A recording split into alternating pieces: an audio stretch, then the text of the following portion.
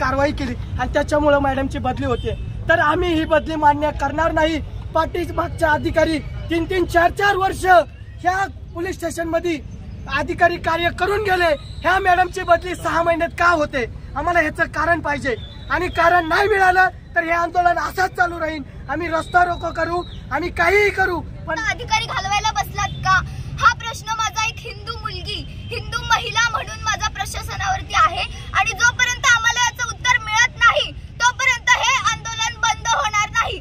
जिहाद्यांना साथ देणाऱ्यांचं करायचं काय? जिहाद्यांना साथ